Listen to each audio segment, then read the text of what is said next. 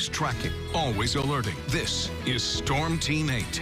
When I came in this morning to work, we did not see this much snow in South Haven. It was just a light coating. You could see some of the sand as well as the pavement and grass out there, but that has since changed. I wouldn't be surprised if they measure a couple of inches by the time this is all said and done. But definitely seeing that snow coming down across much of the area, especially closest to the lakeshore. The 196 corridor kind of getting the worst of it. Areas that you see these darker blue bands popping up is where we're seeing that heavier snow. And again, it is pretty localized to our south.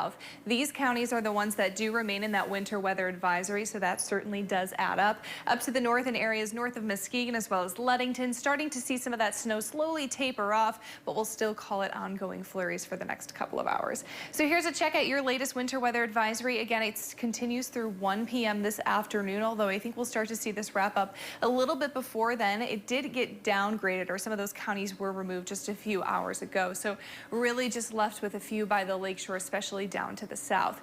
A check at your temperatures do show near or below that freezing mark, so it's a little bit of a double whammy out there this morning. 32 degrees in Grand Rapids, below freezing in Allegan at 30, 31 in Battle Creek. And you'll notice those winds somewhat calm coming from the northwest at about 5 to maybe up to 15 miles per hour, which is also helping some of those flurries make their way a little bit further inland. So here towards inland in Grand Rapids, we'll likely see these flurries continue. I don't think we'll have more than an inch of snow though when it's all said and done. When I was coming into work again a few hours ago, potentially up to 2/10 of an inch in some of those heavier places.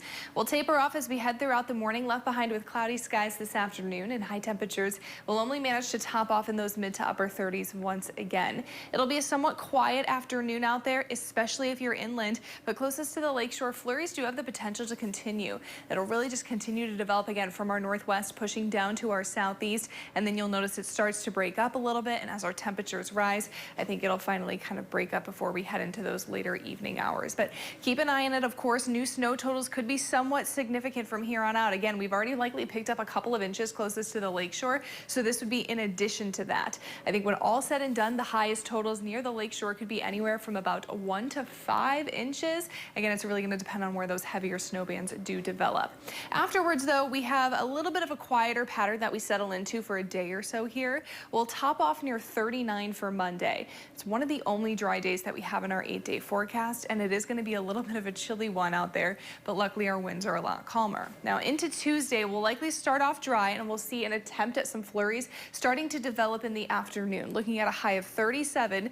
Although we're tracking scattered snow showers, I don't think we'll have a ton of accumulation, but unfortunately that system is a pretty slow moving one, and it's going to last for much of your week. So although we're not going to see necessarily a ton of accumulation Tuesday or Wednesday, looks right now like we're going to see a ton of it pick up Thursday into Friday.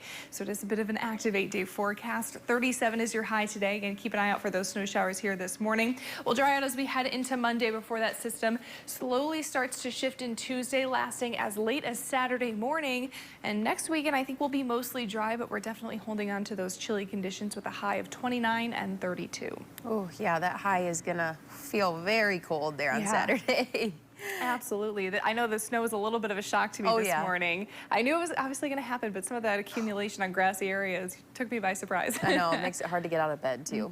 Thanks, Sarah.